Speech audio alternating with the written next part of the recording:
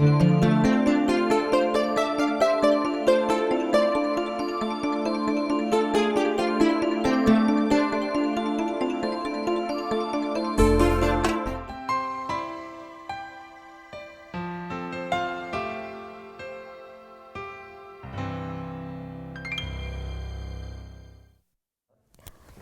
Hedda. How are you today? Oh, I'm feeling like it's a really beautiful day in this neighborhood. Well, I really am. I want to say you have made it a beautiful day in Bradenton because you came to Bradenton and Manatee County for the Manatee Community Foundation to speak about the legacy of Fred Rogers. And you can talk about this with great honesty and integrity because you worked for the company for 53 years now. Not that you're right. anything over 54, but it was so wonderful to hear all of the stories and have you play snippets of the original Fred Rogers, Mr. Rogers' Neighborhood. And Fred Rogers is really having a moment right now with the documentary and the Tom Hanks movie. What do you think is one of the reasons for that we're so taken up with the messages of Fred Rogers right now? Well, I do believe there is something timely about this. Everyone is concerned about civility and the lack of kindness. And the timing of this is incredible because it's bringing Fred Rogers back into the world today for people to look at and think about. What is goodness? I remember Fred saying, how do we make goodness attractive? And he certainly did, in a very simple, caring kind of way. One of the things that you've said today to the audiences that you've addressed is that Mr. Rogers' Neighborhood and the messaging was not just for children. So how is it for adults as well, for the parents, but also for all of us in communities? Well, one thing you learn in child development is that we rework all through our lives the things that we started working on as children. Look at how do we deal with anger? How do we deal with meeting with other people, connecting with others? How do we deal with our fears? So much of this stems from our childhood, and yes, we rework it all our lives. And I guess when you think about it, the basics, a relationship and a sense of autonomy and a sense of independence, that's all something that we start out learning about in our childhood, but it continues all through our lives. How we deal with disappointments, how we deal with mistakes, how we deal with times that we felt we weren't at our best. What was it in Fred Rogers' background and in his goals for his life that made him such an amazing communicator? Ruth, I think it is the fact that first of all, he was able to combine many different backgrounds. Music composition was his undergraduate from Rollins here in Florida. And then TV production, where he worked at NBC in 1951, 52, and then came to public television. And then he went to the seminary during his lunch hours. And then, on top of that, he went through the graduate program of child development at the University of Pittsburgh in their School of Medicine. So there's something about weaving together different backgrounds, I think, that makes work very rich. And the other side of it is that Fred really wanted to make something that could speak to us all. Whether he was talking to adults or children, he talked the same kind of way. Even when we went in the office, and I know, I mean, his speech was slow and calm. When you walked into his office to show him something or talk about something with him, you could feel yourself calming and slowing your speech. What was it like to be in those meetings for all those years and to see the growth and the changes that went on from black and white and Cinescope to Daniel Tiger's Neighborhood being one of the most highly rated apps in the universe, and the website that's won all kinds of awards that you worked on? How did that evolution happen? Some of it happened by accident, I'll say. The accident of Fred's death. He died in 2003. And the board of directors got together and said, look, either this company is a production company or it's a history company that's an archive. And so they decided they wanted to continue to be a production company based on Fred's legacy. And so they hired a wonderful man named Kevin Morrison, who had experience not only in animation but in international sales. And he said, let's take 3 ideas to PBS and see which one they want. Angela Santamera, who was then, she had been the producer of Blue's Clues for Nickelodeon. Mm-hmm. Angela Santamera connected with us, and together we came up with this idea of, let's create Daniel Tiger's Neighborhood, which would be an animated version of the neighborhood of make-believe. And we work hard as a team, even though the production of the animation happens in Canada with 9 Story, we work hard as a team on the scripts that are written through Angela's company, but we work on the scripts to say, let's see how we can make sure this works within Fred's legacy. Slowing down, and for example, let's have the teacher bend down to the level of the child when there's kind of a conflict in the classroom, or someone put their arm around. Or let's make sure it's the adult who's helping the child. We don't want Daniel to be all powerful and all knowing. And Mr. Rogers was not. No. I mean, you showed some videos that showed him messing up when he was trying to learn a certain sequence for a song and a movement. And he said, it's not always a beautiful day in the neighborhood. Right. So what would you want people to understand about his humanity as opposed to being a saint? Because I think he may be elevated to that status now that we're all paying attention right now. Well, I saw him work at things, and I saw him struggling with trying to get the right words in scripts. The times that he was writing scripts were difficult for him. They look so simple. You know, what he was doing, he was coming in the door, he was showing you something, and then he went somewhere, and then he had the make-believe story. It looked so simple, but he worked very hard to try to make things the most meaningful for his audience. What were some of the messages that particularly resonate that you want people to go back and see again? Because you can go on YouTube or go on your Mr. Rogers website and look at the archives and see these wonderful films, you know, that were captured of the 900 shows right. that he created, right. 200 songs, etc. 10 puppets that he did the voice and the movement for. What messages are most important, do you think? Well, I think probably the first important one was that it's through relationships that we grow best and learn best. What he was offering, and I mean, Fred didn't call it a show. He called it a television visit. And it's that kind of relationship that helps. There's a Quaker saying that Fred loved, attitudes are caught, not taught. Caught, not taught. There's something contagious about watching somebody who wants to share something that he or she loves with you. And so helping children to explore the world was one part of this, but you want to do that because there's somebody who cares about you who says, I want to share this with you. Probably the other important one was that feelings are mentionable, and whatever is mentionable can be more manageable.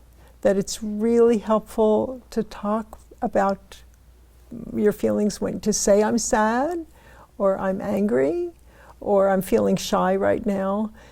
To be able to put it into words is one thing, but there were other ways that your feelings could be manageable that he helped us with.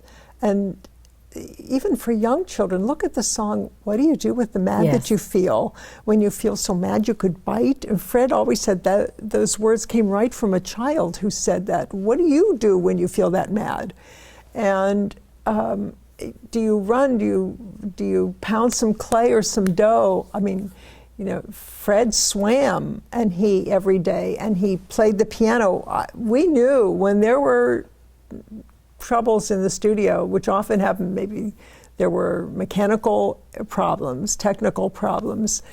I mean, Fred sometimes would sit down at the piano in the studio and just kind of pound it out, because that was his way of getting his feelings out. He used to say, right through my fingers, I could get them out. So the sense of, that sort of reminds me, a mother once wrote to us and she said there was something really helpful in what she took from Mr. Rogers' Neighborhood that she helped her son with. And here's how she said it. And I don't think Fred ever said it this way, but here's how she said it. It's okay to be angry, but it's not okay to hurt. There are other things that we can do, but that feelings are natural and normal. He didn't say, what do you do if you get mad, and you shouldn't. It's feelings are natural and normal, and let's find healthy ways to express them. Well, little children can feel very powerless because they're in an adult world where they do have very little power. What was the message that resonates now, I think, with parents on how they can make their children feel safe in an unsafe world and make them feel more powerful when things are scary around them? Mm-hmm. Oh boy, my first thought, and I work in television, my first thought is to say, limit the television. The news is really scary, and it's not made for young children. I would be careful about what children are hearing in the news and things like that. And I would even say to them, I remember Fred saying, even on the program, he said, when something is scary on television, turn it off. There's, something about the fact that adults want to help us stay safe. I remember with the Persian Gulf War, that was the first time Fred was asked to address, well, after the assassination of Robert Kennedy, that's when he was asked to address families. And he did it in a public service message saying, and he made this program for adults, it was an evening special, to say, your children most likely are affected by the way you're affected by the news. And it can be really helpful to find out what they know, to talk with them about it in a way that, just a very simple kind of way that helps children know.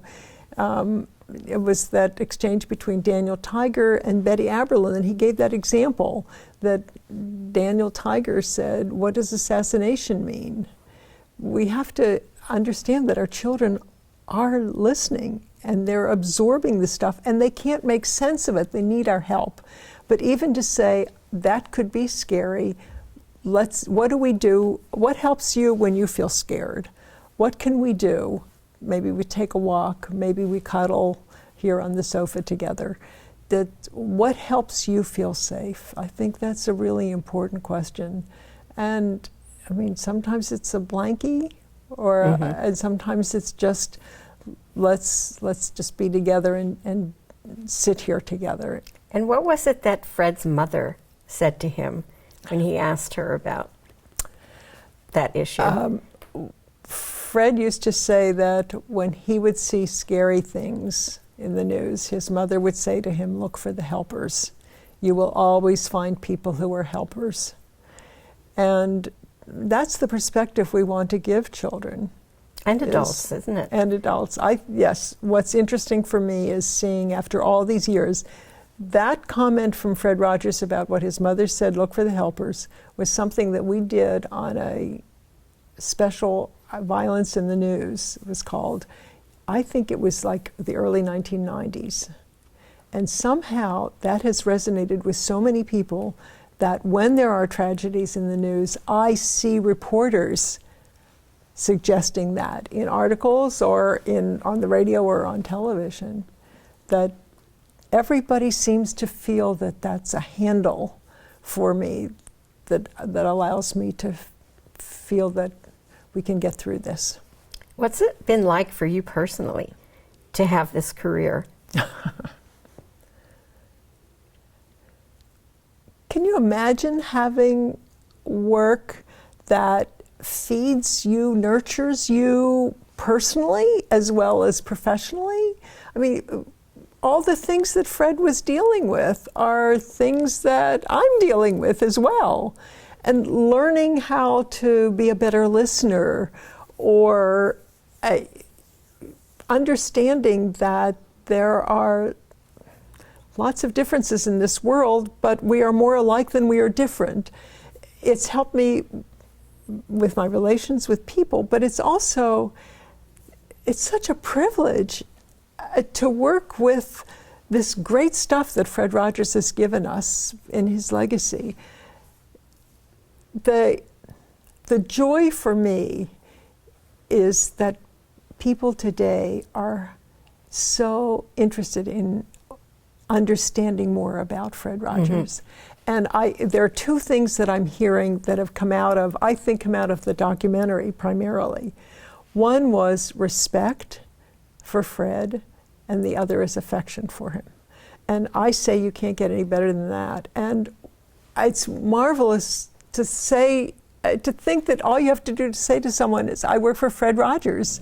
Yes. And people smile. That's right. And people want to share their stories or their thoughts about what he meant to them. It's really a joy.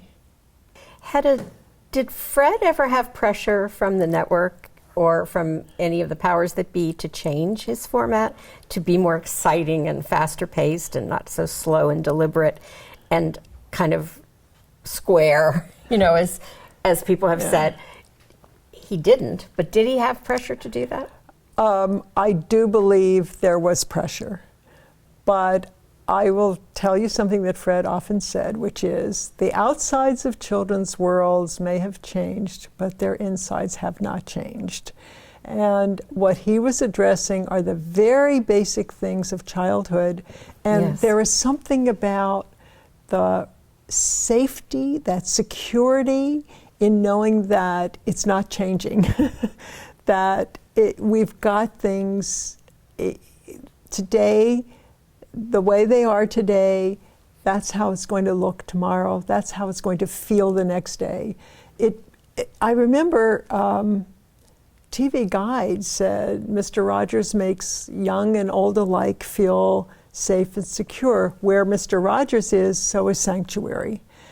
And there is something very safe in something that stays the same. And that's why speaks. he started every show the same way, with the Right. same song, going in the closet, putting on a sweater, taking off his shoes. Yeah. Talk about that transition, why that was so important, that kind of movement into the change from the outside world to his pretend house and then to make-believe. Well, the story actually was Mr. Rogers' Neighborhood originated at 5 o'clock in the afternoon. So it was as if he was coming home from work, and on his way home from work, he would stop by his television house to have this visit with the children, and then he would put his jacket on again and he would go back home.